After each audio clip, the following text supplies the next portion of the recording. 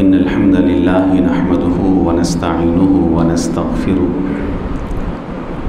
ونعوذ بالله من شرور أنفسنا ومن سيئات أعمالنا من يهده الله فلا مضل له ومن يضلله فلا هادي له وأشهد أن لا إله إلا الله وحده لا شريك له وأشهد أن محمدًا عبده ورسوله صلى الله عليه وسلم أما بعد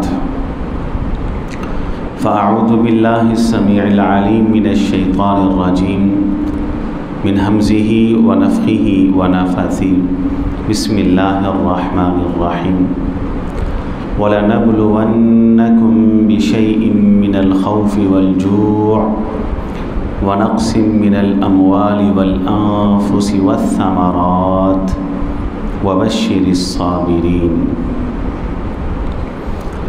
آج کی اس نشست کے اندر میں نے اپنی گفتگو کو 3 حصوں میں تقسیم کیا ہے اور بانٹا۔ پہلے حصے کے اندر میں کتاب و سنت اور قرآن و حدیث کی روشنی میں یہ وضاحت کروں گا کہ میرے سمیت اس دنیا کے اندر جتنے بھی انسان اور لوگ ہیں وہ ہر وقت، ہر لمحہ، ہر لحظہ، ہر گھڑی کسی نہ کسی اعتبار سے کسی غم میں، کسی ہم میں، کسی مصیبت میں، کسی پریشانی میں اور کسی نہ کسی دکھ کے اندر مبتلا ہے۔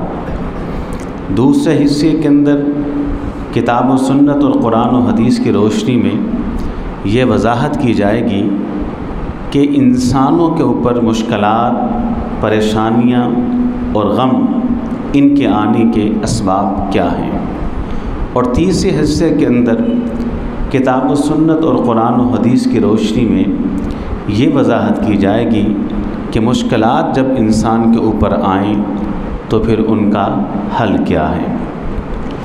پہلا حصہ کہ انسان کوئی بھی وہ کسی نہ کسی اعتبار سے کسی نہ کسی دکھ اور غم کے اندر مبتلا ہے۔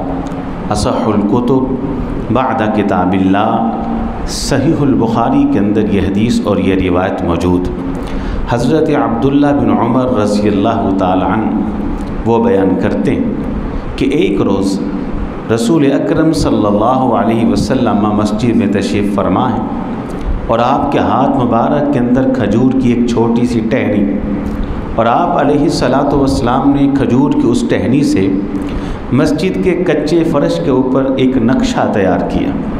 نقشہ کیا تھا؟ خط النبی صلی اللہ علیہ وسلم خطا مربعا، مربع شکل کا آپ نے ایک خط کھینچا جس کے 4 اضلاع ہوتے ہیں، مربع شکل کا خط کھینچنے کے بعد اس کے بالکل درمیان میں ایک چھوٹا سا خط کھینچا۔ چھوٹا سا خط کھینچنے کے بعد اس کے چاروں اطراف چھوٹی چھوٹی لائنیں اور چھوٹی چھوٹی لکیریں جو اس کی طرف جا رہی تھیں وہ کھینچی۔ میں دوبارہ ذرا سمجھا دوں۔ پہلے ایک مربع شکل ہے، مربع شکل کے بعد اس کے بالکل درمیان میں ایک چھوٹا سا خط، اور چھوٹے سے خط کے چاروں اطراف چھوٹی چھوٹی لائنیں اور لکیریں ہیں جو اس کو گھیرے ہوئے۔ رسول اکرم صلی اللہ علیہ وسلم نے اس نقشے کو تیار کرنے کے بعد صحابہ کرام کے سامنے آپ نے یہ بیان فرمایا کہ میں تمہیں کچھ بات سمجھانا چاہتا ہوں۔ آپ نے کہا یہ جو چھوٹا خط بالکل درمیان میں نے کھینچا ہے یہ انسان، چھوٹی چھوٹی لائنیں جو چاروں طرف اس کو گھیرے ہوئے ہیں، یہ ہم ہیں، یہ غم ہیں، یہ دکھ ہیں، یہ مصیبتیں ہیں، یہ پریشانیاں ہیں جو انسان کو اپنے لپیٹ میں لیے ہوئے ہیں۔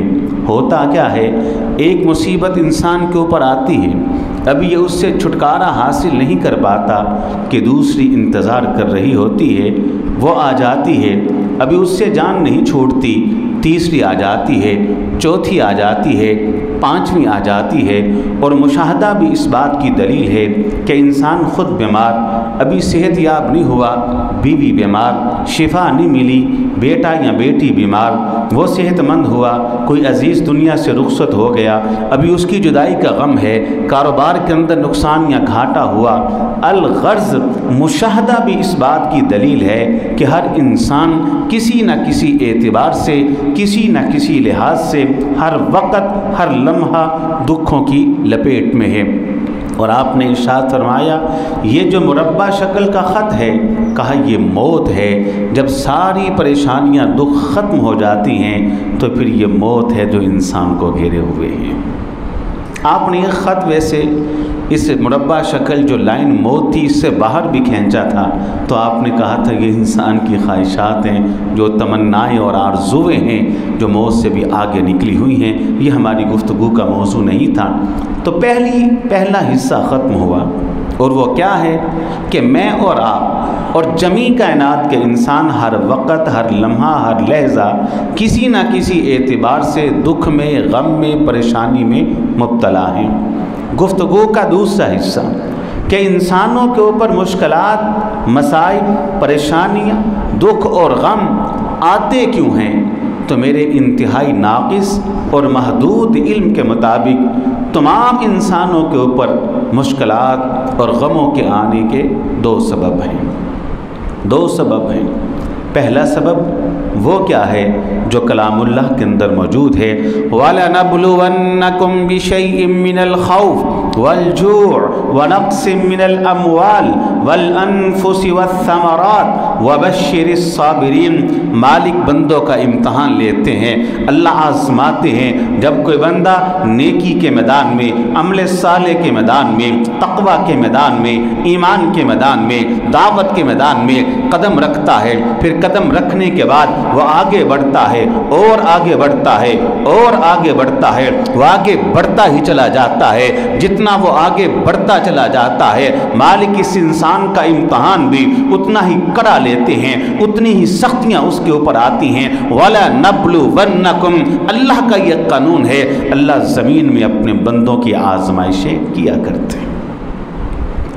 रसूल अकरम सल्लल्लाहु अलैहि वसल्लम से एक सवाल हुआ, अय्युन्नासी अशद्दु बलाआ, अल्लाह के रसूल अलैहिस्सलातु वस्सलाम अल्लाह ताला सबसे कड़ा इम्तहान और सख्त आजमाइशें किन की लेते हैं? तो आपने जवाब दिया अल अंबिया, सबसे कड़ा इम्तहान अपने अपने दौर के नबियों और रसूलों का होता है। अंबिया के बाद जो बंदा भी अंबिया के मनहज के ऊपर, अंबिया के अकीदे के ऊपर, अंबिया की फ़िक्र के ऊपर गामज़न हो जाए, अल्लाह ताला उस इंसान का इम्तहान भी उतना ही कड़ा और सख्त लेते हैं। अब कोई भाई मुझे ये न कहे कि हाफिज़ साहब जब नेकी करने से सख्तियाँ ही आनी हैं तो फिर नेकी करने का फ़ायदा क्या है? नहीं, असल बात ये है कि दुनिया का भी ये उसूल है कि जिस इंसान ने डिग्रियां बड़ी लेनी हो, जिस इंसान ने मुकाम ऊंचे लेने हो, उन्हें इम्तहान भी कड़े देना होते हैं। नालायक तो मैट्रिक से पहले ही डूब जाते, आगे तो वही बढ़ते हैं कि जो इम्तहान सख्त देकर उसमें कामयाब होते हैं। लेकिन यहाँ तो अल्लाह रब्बुल इज़्ज़त के दीदार का मामला है, यहाँ तो हौज़े कौसर की बानी की बातें हैं, यहाँ तो लिवाउल हमद, हमद के झंडे तले, साए तले खड़े होने की बातें हैं, अर्श के साए की बातें हैं, यहाँ तो अंबिया की सोहबत की बातें हैं, यहाँ तो सुलहा की सोहबत की बातें हैं, यहाँ तो औलिया के साथ की बातें हैं, यहाँ तो जन्नत में नबी के पड़ोस की बातें हैं। हजरात, अर्श का साया चाहिए, हौज़े कौसर का पानी चाहिए, हमद वाले झंडे के नीचे जगह चाहिए, अंबिया, सुलहा और शुहदा के साथ, सिद्दीकीन के साथ जन्नत में दाखिला चाहिए। तो अल्लाह ताला ये मुकाम बग़ैर इम्तहान के दे देंगे? नहीं, अल्लाह आज़माते हैं। तो पहला सबब क्या होता है? आज़माइश। या एक बात ज़रा कान खोल के ये कहने वाला भी और सब सुनने वाले समझ लें, और वो ये आज़माइशें और ये दुख जो अल्लाह ताला की तरफ से बतौर इम्तहान आते हैं, अक़ीदे की वजह से, तौहीद की वजह से, ईमान की वजह से, तक़वा की वजह से, अमल साले की वजह से, अल्लाह की कसम इनका नतीजा और रिज़ल्ट बड़ा ही शानदार होता है, जिसे कहते हैं अननेचुरल, अनबिलीवेबल, कि इंसान के तसव्वुर के अंदर भी नहीं होता इतना शानदार रिज़ल्ट। मैं आपको दिखाता हूँ कलामुल्लाह के हवाले से। अल्लाह रब्बुल इज़्ज़त बयान फरमाते हैं, नहनु नक़ुस्सु अलैका अहसनल क़सस किस्से बड़े, कहानियाँ बड़ी, वाक़यात बड़े, लेकिन तारीख़ इंसानियत का सबसे सोना, सबसे मनमोना, सबसे प्यारा, सबसे दिलकश, सबसे हसीन, सबसे खूबसूरत किस्सा वो तारीख़ इंसानियत में यूसुफ का किस्सा है अलैहिस्सलातु वस्सलाम। बचपन में ख्वाब आता है, ख्वाब बाबा याकूब के सामने बयान करते हैं। बाबा याकूब कहते हैं ये ख्वाब भाइयों के सामने मत बयान करना। जनाब यूसुफ अलैहिस्सलातु वस्सलाम कम सिन हैं, बचपने के अंदर हैं, भाई हसद की आग में जलते हैं, जाकर जंगल के अंदर कुव्वे में दे फेंकते हैं। आजमाइश पे आजमाइश है, कुव्वे से निकले, उस काफले के हाथों फरोख्त कर दिए गए जो जानबे मिस्र जा रहा था। यहीं पे इक्तफा नहीं, मिस्र पहुंचे, अजीज़े मिस्र के घर पहुंचे। अजीज़े मिस्र की बीवी ने दावत गुनाह दी, दावत बदकारी दी। पहलू तही से काम लेते हैं, किनारा कशी से काम लेते हैं, पाक दामनी से काम लेते हैं, अपने आप को बचा के निकल जाते हैं। कैदे तन्हाई के असीर बना दिए गए, हाथों में हथकड़ियां है और पाबंदे सलासिल कर दिए गए, जंजीरों में जकड़ दिया गया। इन्हें पीछे जिंदान के पीछे पसे जिंदान डाल दिया गया। तन्हाई के बाद इनको बाहर निकाला गया। आजमाइश के बाद आजमाइश है, दुख के बाद दुख है, गम के बाद गम है, मुश्किल के बाद मुश्किल है, अंधेरे के बाद अंधेरा है। इन तमाम मुश्किलात के रिजल्ट के ऊपर गौर कीजिए। हकीकत में अल्लाह ताला ने इन तमाम मुसीबतों के पीछे मिस्र की बादशाहत को छुपा दिया था, मिस्र की हुकूमत को छुपा दिया था। फिर एक वक्त वो भी आया कि वही भाई कि जिन्होंने कुव्वे के अंदर फेंका था और वही भाई कि जिन्होंने काफले के हाथों फरोख्त कर दिया था, फिर एक वक्त वो भी आया, वो भिखारी बनकर, वो मंगते बनकर, वो साइल बनकर, वो मोहताज बनकर, हाथों में कशकोल को लिए, झोली को फैलाए हुए यूसुफ के सामने बेबसी के आलम में खड़े हैं। अल्लाह। हज़रत यूसुफ अलैहिस्सलातु वस्सलाम ने भाइयों को देखा तो देखते ही पहचान गए और कहा मेरे सामने भिखारी बन के खड़े होने वालों, मोहताज बन के खड़े होने वालों, मंगते बन के खड़े होने वालों, साइल बन के खड़े होने वालों, मैं तुम्हें बाद में कुछ दूंगा, पहले ये बताओ आज से सालों पहले तूने मासूम से यूसुफ के साथ क्या किया था। भाई समझ गए कि तो यूसुफ ही है। बाकी मैं अपने मौजू की तरफ आता हूँ। ये जो मुश्किलात परेशानियाँ अल्लाह की तरफ से आती हैं बतौर इम्तहान और आजमाइश, उनका रिज़ल्ट बड़ा ही शानदार होता है। ये मिसाल आपके सामने। वइज़ इब्तला इब्राहीम रब्बुहु बिकलिमातिन फ़अतम्महुन। अल्लाह फरमाती हैं कि मैंने अपने एक बंदे और नबी रसूल जिसका नाम इब्राहीम था उससे भी बड़ा आजमाया। बड़े बड़े इम्तहान आए। ये कम इम्तहान है कि उन्हें जलती आग में फेंक दिया गया। ये भी तो आजमाइश है कि अपने इलाके को, अपने गांव को, अपने शहर को छोड़ने का हुक्म जारी कर दिया गया। ये भी तो आजमाइश है कि छोटे से इब्राहीम को इस्माइल से कहा कि इसकी माँ के साथ उसको उस वादी में छोड़ाओ जहाँ इंसानी ज़िंदगी का कोई वजूद नहीं। ये भी तो आजमाइश है जब जो बुलूगत को पहुँचा कहा इसकी गर्दन पे छुरी को चला दो। लेकिन मैं समझता हूँ हज़रत इब्राहीम की पूरी सीरत का मुताला करें तो तमाम आजमाइश एक तरफ, एक इम्तहान ऐसा है जो सबसे कड़ा इम्तहान, जो आग में फेंके जाने से भी कड़ा इम्तहान, जो बेटे और बीवी को आंखों से जुदा कर देने से भी कड़ा इम्तहान, जो जवान बेटे की गर्दन के ऊपर छुरी को चला देने से भी कड़ा इम्तहान। वो इम्तहान कौन सा है जो सही बुखारी में है, मुस्नद अहमद में। हज़रत इब्राहीम अलैहिस्सलातु वस्सलाम अपनी जवान बीवी जनाब सारा सलामुल्लाह अलैहा के साथ एक इलाके से गुज़र रहे हैं, एक मुल्क से गुज़र रहे हैं। उस मुल्क का जो बादशाह है वो ज़ानी है, वो बदकार, वो ज़िना का रसिया है, वो गुनाह का रसिया है, वो इज़्ज़तों को तार तार करने वाला और लूटने वाला। उसके हलकारे आते हैं, उसे आके बतलाते हैं कि बादशाह तेरे मुल्क से एक नौजवान गुज़र रहा है, उसके साथ एक नौजवान औरत भी है। उसकी नीयत में फतूर पैदा होता है, उसकी नीयत में बिगाड़ पैदा होता है। जनाब इब्राहीम अलैहिस्सलातु वस्सलाम को तन्हाई के अंदर बुलाता है। जनाब इब्राहीम को अलग कर दिया गया। अम्मी सारा को तन्हाई के अंदर बुलाता है ذرا امتحان کے اوپر غور کیجئے، سختی کے اوپر غور کیجئے، آزمائش کے اوپر غور کیجئے۔ میں یہ سمجھتا ہوں جناب ابراہیم علیہ السلام پر جتنی بھی آزمائشیں آئیں، جتنے بھی غم آئے، ان کا تعلق ان کے وجود اور بدن کے ساتھ تھا۔ اس آزمائش کا تعلق تو ان کی روح کے ساتھ ہے۔ نبی کی عزت ایک ایسے انسان کے سامنے ہے جو صاحب قوت ہے، جو صاحب اقتدار ہے، جو صاحب حکومت ہے، جس کی نیت میں فطور ہے، جو عزتوں کو لوٹنے والا، جو بدکاری کا عادی ہے، جو زنا کا رسیہ ہے۔ ذرا دیکھیے تو صحیح کتنا کڑا امتحان ہے، کتنی سخت آزمائش ہے۔ کیا ہوتا ہے؟ یہ بدکار بادشاہ بدنیتی کے ساتھ آگے بڑھتا ہے، اللہ کا امر آتا ہے، اللہ کا حکم آتا ہے، اللہ کے حکم سے اس کے وجود کے اوپر لرزہ طاری ہو جاتا ہے، اس کی قوتیں سلب ہو جاتی ہیں، اس کی طاقتیں چھین لی جاتی ہیں، اس کے وجود کے اوپر کپ کپی طاری ہو جاتی ہے، اس کی نگاہوں کے سامنے پرچھائیاں آ جاتی ہیں، اندھیرے چھا جاتے ہیں، وہ کپ کپاتا ہے، وہ لرزتا ہے، وہ سمجھ جاتا ہے اے بدکار انسان، تو آج سے پہلے بھی عزتیں لوٹا کرتا تھا، تو آج سے پہلے بھی عصمت تار کیا کرتا تھا، تو آج سے پہلے بھی بدکاری کا ارتکاب کیا کرتا تھا، کبھی تیرے وجود پر لرزہ طاری نہیں ہوا، کبھی تیرے جسم کے اوپر کپ کپی طاری نہیں ہوئی، کبھی تیرے وجود کی طاقتوں کو زوال نہیں آیا، تیرے جسم کی قوتیں کبھی سلب نہیں ہوئی، آج تیرے وجود کے اوپر لرزہ طاری ہوا ہے۔ معلوم ہوتا ہے یہ کوئی عام عورت نہیں ہے۔ اللہ اب اس آزمائش کے رزلٹ کے اوپر ذرا غور کریں۔ رزلٹ کیا ہے؟ اس آزمائش کی وجہ سے امی سارہ کو امی ہاجرہ مل جاتی ہے، امی ہاجرہ کے بطن سے جناب اسماعیل پیدا ہوتے ہیں، اور جناب اسماعیل کی اولاد سے جناب محمد پیدا ہوتے ہیں علیہ السلام۔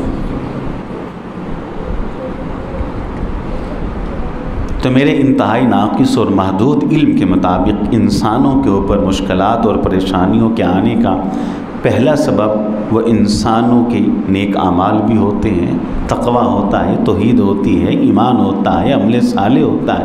اللہ پھر اپنے بندوں کو آزماتے ہیں۔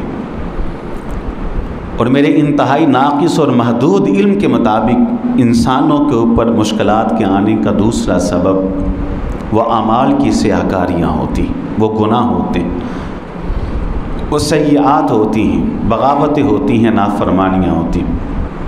جب کوئی انسان انفرادی اعتبار سے یا کوئی قوم اجتماعی اعتبار سے گناہ شروع کر دے تو اللہ کا یہ قانون ہے کہ اللہ تعالیٰ اس فرد اور اس قوم سے اپنی نعمتوں کو چھین لیتے ہیں۔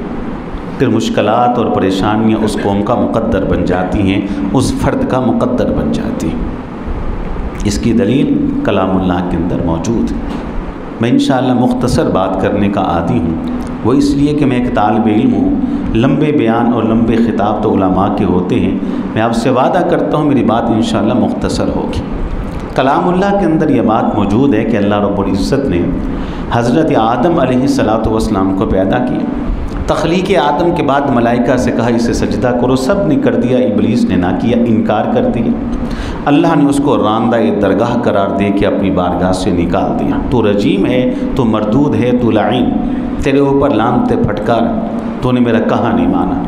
اب اس شیطان نے کہا اللہ جس آدم کی وجہ سے آپ نے مجھ کو اپنی بارگاہ سے نکالا ہے اور مجھ سے میری عزت، میرے مقام اور میرے مرتبے کو چھینا ہے، اب مجھ کو مہلت دیں، قیامت کی دیواروں تک میں اس آدم اور اس کی اولاد کے آگے سے، پیچھے سے، دائیں سے، بائیں سے حملہ کروں گا اور میں اس کو بھی اور اس کی اولاد کو بھی بہکاؤں گا۔ اللہ نے کہا جا تجھ کو مہلت دیتا ہوں۔ آدم جنت میں چلے جاتے۔ جیسے ہی آدم علیہ السلام جنت میں پہنچے، اللہ نے پہننے کے لیے حریر و ریشم کی پوشاکیں دے دی، اللہ نے رہنے کے لیے سونے چاندی کے اینٹوں سے بنے محلات تعمیر کر دیے، رفاقت کے لیے امی حوا مل گئی، خدمت کے لیے غلمان مل گئے، پینے کے لیے دودھ کی نہریں جاری کر دی، شراب طہورہ کی نہریں جاری کر دی، پانی کی نہریں جاری کر دی، شہد کی نہروں کو جاری کر دیا، کھانے کے لیے تمام انواع و اقسام کے اللہ نے پھل اور میوے وہاں اگا دیے، اور ساتھ اللہ نے کہا وَلَا تَقْرَبَا هَٰذِهِ شَجَرَةَ، اے آدم جنت کی ہر نعمت تیرے لیے ہے، تیری اہلیہ اور بیوی کے لیے ہے، لیکن یاد رکھنا جنت میں ایک پودا ایسا ہے جو شجر ممنوع ہے، تم نے اس کے پاس بھی نہیں جانا۔ آدم کہتے ہیں ٹھیک۔ شیطان آ کر بہکاتا ہے، پھسلاتا ہے، ورغلاتا ہے، وقاسمہما انی لکما من الناصحین، قسمیں اٹھاتا ہے، کہتا ہے آدم شجر ممنوعہ کے دانے کو کھا لے، یہ دانہ نہیں ہے، یہ تو آب حیات ہے، جو اس کو کھاتا ہے وہ تو آب حیات کو پی لیتا ہے، جو اس کو کھاتا ہے وہ خلود کی حلت کو پہن لیتا ہے، جو اس کو کھاتا ہے وہ فرشتہ بن جاتا ہے، جو اس کو کھاتا ہے وہ ہمیشہ ہمیشہ کے لیے جنت کا مکی بن جاتا ہے۔ تمہیں اس لیے روکا گیا کہیں تو اس کو کھا کر خلود کی حلت کو نہ پہن لے، کہیں تو اس کو کھا کر فرشتہ نہ بن جائے، کہیں تو اس کو کھا کر ہمیشہ ہمیشہ کے لیے جنت کا مکی نہ بن جائے۔ آدم اس کے بہکاوے میں آتے ہیں، شجر ممنوعہ کے دانے کو کھاتے ہیں۔ شجر ممنوعہ کے دانے کو کھانا کیا ہے؟ یہ ایک عمل ہے، یہ ایک ایکٹ ہے، یہ ایک فعل ہے، اور اس کے اندر اللہ کی معصیت کا عنصر موجود ہے۔ جیسے ہی دانہ کھایا فوراً سے پہلے رزلٹ سامنے آ گیا، اللہ کا قانون حرکت میں آ گیا۔ ذرا غور تو کیجئے، نافرمانی کی وجہ سے نعمتوں کا چھن جانا کتنی بڑی حقیقت ہے، نافرمانی کی وجہ سے مشکلات کا آ جانا کتنا بڑا میرے رب کا اصول ہے۔ جناب آدم علیہ السلام کو جنت سے نکال دیا جاتا ہے، وہی آدم چند لمحے پہلے جن کے وجود کے اوپر لباس جنت تھا، وہی آدم برہنہ ہیں، وہی آدم چند گھڑیاں پہلے جو حالت عیش میں تھے اب حالت تنگی میں ہے، وہی آدم جو جنت کے مکی تھے اب دنیا میں بھٹک رہے ہیں، وہی آدم سارے فرشتے جن کو سجدہ کیے ہوئے تھے اب ان کا پرسان حال کو نظر نہیں آ رہا۔ ساری نعمتیں اللہ نے چھین لی، غم آئے، دکھ آئے، پریشانیاں آ گئی۔ ذرا آئیے اس کی حقیقت پہ غور کرتے ہیں۔ وہ جو 100 نہیں، 1000 نہیں، 50,000 نہیں، 1,00,000 انسانوں کا امام تھا، 1,00,000 انسانوں کے رہبر تھے، 1,00,000 انسانوں کے پیغمبر تھے، 1,00,000 انسانوں کے نبی اور رسول تھے۔ اپنی قوم کو سال ہا سال برس ہا برس دعوت دیتے رہے، قوم نہیں مانی، دل پہ چوٹ لگ جاتی۔ کوئی دن ایسا نہیں، کوئی رات ایسی نہیں، کوئی صبح ایسی نہیں، کوئی شام ایسی نہیں کہ میں نے ان کو دعوت توحید نہ دی ہو، یہ ماننے کے لیے تیار نہیں۔ زخمی دل کے ساتھ ایک فیصلہ کرتے ہیں۔ فیصلہ کیا کرتے ہیں؟ اس بستی کو چھوڑ دوں گا۔ سامان کو لپیٹا، گٹھلی کو باندھا، کاندھے پہ رکھا، بستی کو چھوڑا اور جا کر کشتی میں سوار ہوئے۔ کشتی میں ہچکولے پیدا ہوئے۔ حضرت یونس علیہ السلام سمجھ جاتے ہیں کشتی میں جو ہچکولے پیدا ہوئے ہیں یونس تیری وجہ سے ہوئے ہیں۔ اپنے وجود کو سمندر کی لہروں کی نظر کر دیتے ہیں، مچھلی آتی ہے، جناب یونس علیہ السلام کو اپنے پیٹ کا نوالا بنا لیتی ہے، اپنے پیٹ کے اندر قید کر لیتی ہے۔ جناب یونس علیہ السلام نے بستی کو چھوڑا، اللہ کی مرضی کے بغیر چھوڑا، بستی کو چھوڑا، اللہ کی رضا کے بغیر چھوڑا، بستی کو چھوڑا، اللہ کی اجازت کے بغیر چھوڑا، بستی کو چھوڑا، اللہ کی وحی کے بغیر چھوڑا، بستی کو چھوڑا، اللہ کی رضا اور منشا کے بغیر چھوڑا۔ اللہ ناراض ہوئے، جناب یونس علیہ السلام مچھلی کے پیٹ کے اندر۔ غور کریں کتنی بڑی اللہ تعالیٰ کی یہ حقیقت اور کتنی بڑی سچائی ہے کہ گناہوں اور غلطیوں کی وجہ سے مشکلات اور پریشانیاں آتی۔ ذرا میں آپ کو سیرت کی بھی ایک جھلک دکھا دوں اور اس کے بعد میں اپنی بات کے اختتام کی طرف لے کے چلتا ہوں۔ غزوہ احد، دونوں لشکر آمنے سامنے، پوری تیاری کے ساتھ، لشکر کفار بھی ہے، لشکر اسلام بھی۔ نبی علیہ السلام 50 تیر اندازوں کو الگ کرتے، آپ ان سے پوچھتے ہیں وہ سامنے کون ہے؟ وہ کہتے ہیں لشکر کفار۔ کیوں آئے ہیں؟ لڑنے کے لیے۔ کہا ہمارے یہ پیچھے کیا ہے؟ جبل رما، چھوٹا سا ٹیلا۔ کہا یہ چھوٹی سی ایک پہاڑی، کہا اس پہاڑی کے اوپر چھوٹا سا درہ ہے، مجھے یہ ڈر ہے کہیں دشمن چکما دے کر اس پہاڑی کا سہارا لے کر پیچھے سے حملہ نہ کر دے۔ تم 50 کے 50 تیر انداز درے پہ چلے جاؤ اور سنو، حالات کیسے بھی ہوں، منظر کیسے بھی ہوں، تم دیکھو کہ ہمیں فتح جیسی نعمت اللہ نے دے دی ہے، تم نے پھر بھی اس درے کو نہیں چھوڑنا۔ تم دیکھو کہ ہمیں شکست ہو چکی ہے اور آسمان کے پرندے لاشوں کو نوچ رہے ہیں، تم نے پھر بھی اس درے کو نہیں چھوڑنا۔ کہتے ہیں تیر انداز درے پہ پہنچتے، جنگ شروع ہوتی، قتال شروع ہوتا ہے، جہاد شروع ہوتا ہے، لڑائی شروع ہوتی ہے، ٹکراؤ اور تصادم ہوتا ہے، تلواریں چلتی، تیر چلتے اور لاشیں گرتے، لہو بہتا ہے، گردنیں کٹتی ہے۔ میدان احد کے اندر مسلمانوں کو اللہ فتح جیسی عظیم نعمت سے عطا نوازتے ہیں۔ مسلمان میدان احد کے اندر فاتح کی حیثیت سے نظر آ رہے ہیں۔ دشمن دم دکھا کے بھاگ رہا ہے، انہیں پکڑ پکڑ کر غلام بنایا جا رہا ہے، ان کے مال کو مال غنیمت کے طور پر سمیٹا جا رہا ہے۔ درے پہ موجود صحابہ کرام کے اندر آپس میں اختلاف رائے پیدا ہوتا ہے۔ کچھ کہتے ہیں ہم بھی نیچے اترے مال غنیمت سمیٹ، کچھ نے کہا نہیں، اللہ کا رسول کا حکم ہے علیہ الصلاۃ والسلام، حالات کیسے بھی ہوں درے کو نہیں چھوڑنا۔ کچھ صحابہ اکرام درے سے نیچے آئے۔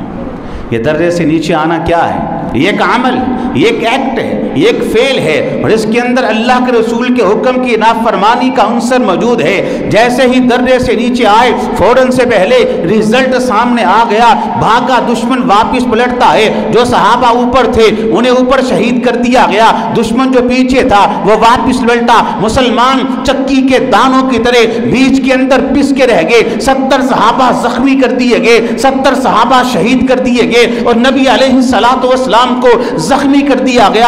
آپ کے دانت مبارک گرا دیے گئے، چہرہ مبارک زخمی کر دیا گیا، سر مبارک زخمی کر دیا گیا، اور آپ کی وجود اطہر کو بھی زخمی کر دیا گیا۔ اور مالک کہتے ہیں من عند انفسکم، احد کے میدان میں جو کچھ بھی ہوا تیر اندازوں کی غلطی کی وجہ سے ہوا۔ فتح جیسی عظیم نعمت اللہ نے مسلمانوں سے احد کے میدان کے اندر چھین لی۔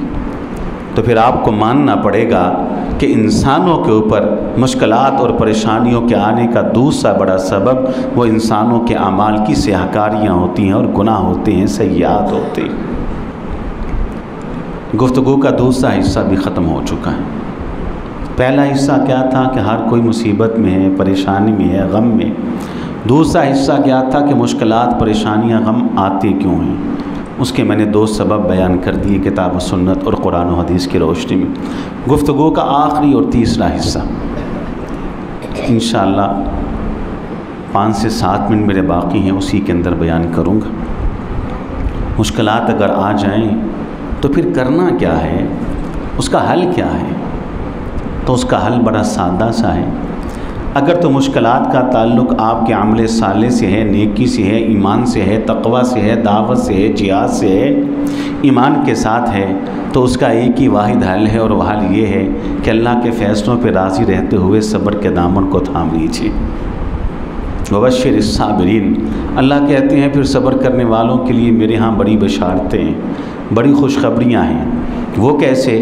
کلام اللہ کے اندر وہی یوسف کا واقعہ علیہ الصلاۃ والسلام، بابا یعقوب کے دل پہ چوٹ لگتی، بیٹا یوسف نگاہوں سے دور ہو گیا، سال ہا سال، برس ہا برس روتے رہے، اور اتنا روئے کہ آنکھوں کی بینائی بھی ختم ہوئی، لیکن زبان سے ایک ہی لفظ کہا تھا فصبر جمیل واللہ المستعان علی ما تصفون۔ اے مالک، بیٹے کی جدائی کے غم کے اندر میں نڈھال تو ضرور ہوں، لیکن میں اپنے آپ کو اللہ صابرین کے اندر شمار کرتا ہوں۔ اللہ اس غم پر صبر کروں گا۔ اب اس صبر کا رزلٹ دیکھیے، رزلٹ کیا ہے؟ حضرت یوسف علیہ الصلاۃ والسلام پھر یعقوب علیہ الصلاۃ والسلام کو واپس ملے، لیکن کیسے ملے؟ جب گئے تھے معصوم سے بچے تھے، کم سن تھے، بچپنا تھا، لیکن جب واپس آئے تنہا یوسف نہیں آئے، بلکہ جب واپس پلٹے تو اپنے ساتھ ساتھ احد، اپنے ساتھ ساتھ مصر کی حکومت کو لے کے آئے، بادشاہت کو لے کے آئے، نبوت کو لے کے آئے، رسالت کو لے کے آئے، پیغمبری کو لے کے آئے، اور بابا یعقوب کی نگاہوں کی بنائی کو بھی ساتھ لے کر آئے تھے۔ اللہ، جب گئے تھے معصوم سے بچے تھے۔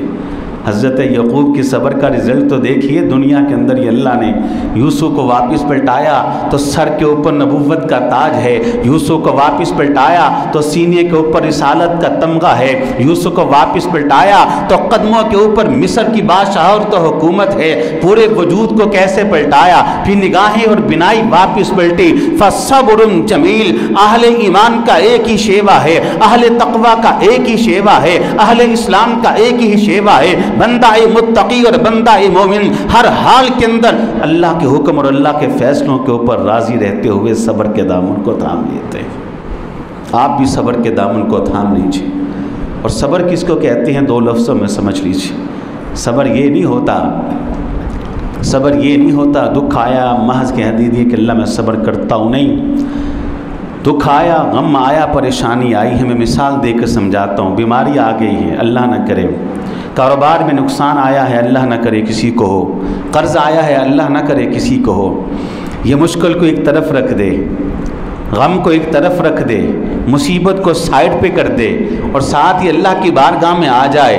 بیماری آئی ہے تو کیا ہوا، فکر آیا ہے تو کیا ہوا، ہاں اللہ اگر غم آیا ہے تو کیا ہوا، اللہ ان غموں کے باوجود اتنے احسانات آپ کے میرے ساتھ موجود ہیں جن کو میں شمار نہیں کر سکتا۔ اے اللہ بیماری ہے، میں اس بیماری کے اندر ان نگاہوں کا اللہ آپ کے سامنے شکریہ ادا کرتا ہوں۔ تو نے مجھے دیکھنے کے لیے نگاہیں تو دی ہیں، بڑی دنیا انتی ہے، اے اللہ میں ان کانوں کا شکر ادا کرتا ہوں۔ بڑے لوگ ہیں جو سماعت سے محروم ہیں، اے اللہ میں اس رزق کا اللہ تیرا شکریہ ادا کرتا ہوں جو تو نے مجھے کھانے کے لیے دی ہیں۔ مشکلات اور غموں کے اندر ان نعمتوں کو لے کے جو اللہ نے آپ کو دی ہیں، اللہ کے سامنے شکریہ ادا کرنے والے بن جائیں۔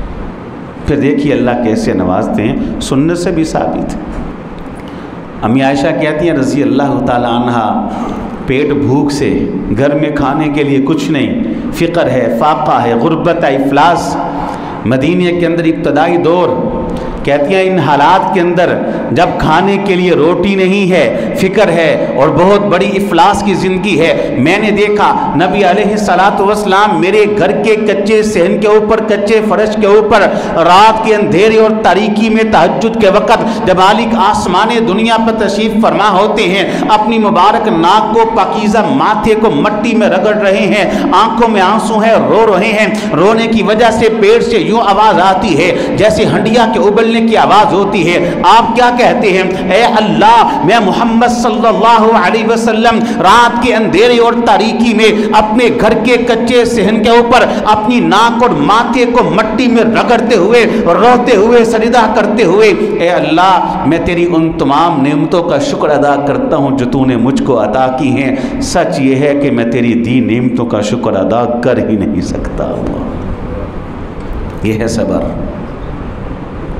تو یہ کرنا ہے جب مشکلات، غم، پریشانیاں، امتحان اللہ کی طرف سے آئیں۔ نمبر 2، مجھے آپ کا علم نہیں، آپ میں سے کسی بھائی کے بارے میں کچھ نہیں جانتا، اپنی بات کرتا ہوں۔ میرے اوپر جو مشکلات آتی ہیں، جو غم آتی ہیں، جو پریشانیاں آتی ہیں، ان کا سبب پہلا نہیں ہوتا، ہم کہاں وہ ایمان والے، وہ تقوی والے، اس کا سبب دوسرا ہی ہوتا ہے، گناہ۔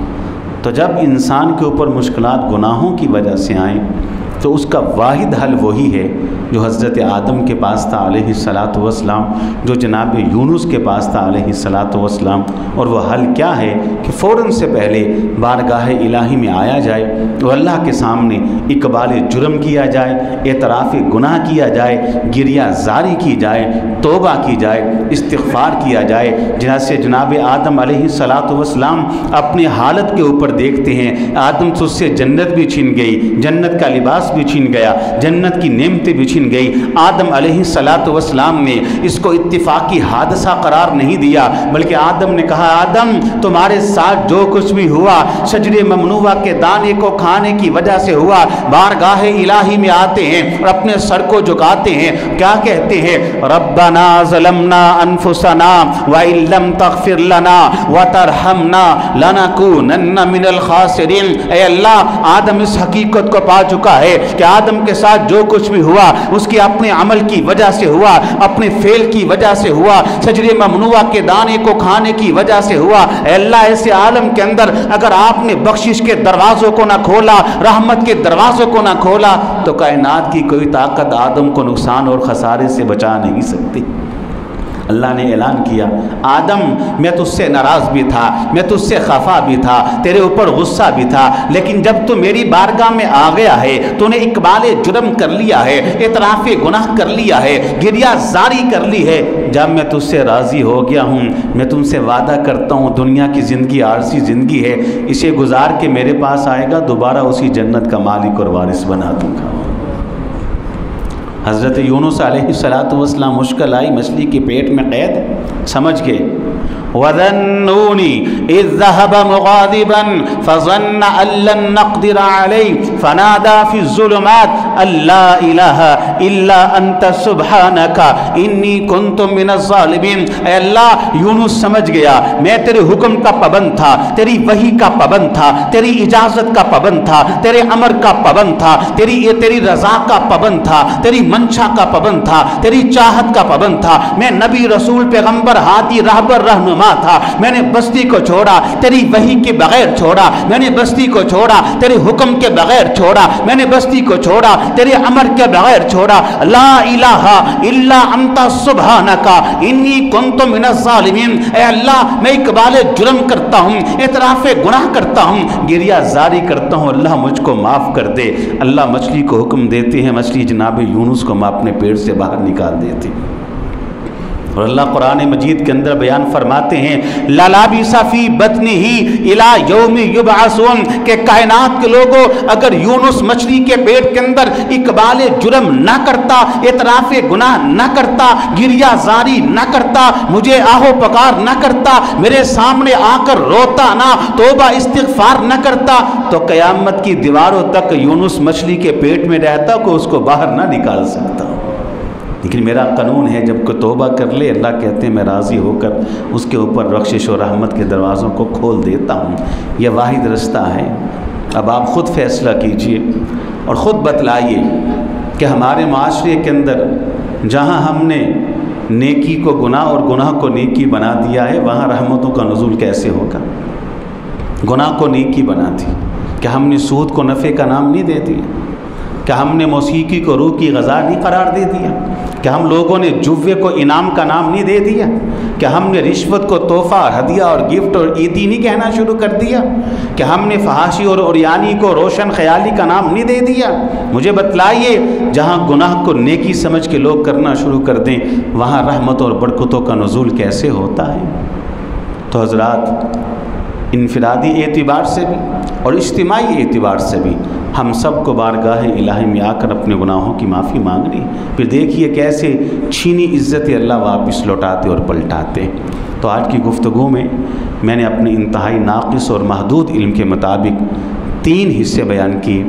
پہلا حصہ یہ بیان کیا کہ ہر کوئی مشکلات میں ہے، غم میں ہے، پریشانی میں۔ دوسرا حصہ یہ بیان کیا کہ انسانوں کے اوپر مشکلات اور پریشانی کیوں آتی ہیں، ان کے اسباب کیا۔ میں نے 2 سبب بیان کیے، ایک بیان کیا ایمان، تقوی، عمل صالح اور نیکیاں، دوسرا سبب بیان کیا گناہ سیئات اور نافرمانیاں اور بغاوتیں، پھر ان کا میں نے حل آپ کے سامنے کتاب و سنت اور قرآن و حدیث کی روشنی میں رکھا ہے کہ اگر انسان تقوی، عمل، ایمان کے رستے پہ چل پڑے، مشکلات آئیں، اللہ تعالیٰ آزمائیں تو پھر صبر پکڑ لیجیے۔ گناہوں کی وجہ سے مشکلات آئیں تو گناہوں کو چھوڑ کے اللہ کے سامنے جھک جائیں اور توبہ استغفار کریں۔ یہی وہ رستہ ہے، یہی وہ ہدایت ہے جو اللہ نے ہمیں، وہ کتاب و سنت میں ہمیں وہ ملتی ہے۔ تو اللہ تعالیٰ سے میں اس دعا کے ساتھ اب اپنی بات کو ختم اور مکمل کرتا ہوں کہ مالک، تیرے اس گنہگار بندے نے جتنی باتیں بھی کی وہ صرف آپ کی توفیق اور آپ کی مدد سے کی۔ اس میں جو حق ہے، جو سچ ہے، سمجھ کے عمل کی توفیق عطا فرما، اور جو غلطی اور کوتاہی درگزر کرتے ہوئے اصلاح کی توفیق عطا فرما۔ وآخر دعوانا ان الحمد للہ رب العالمین۔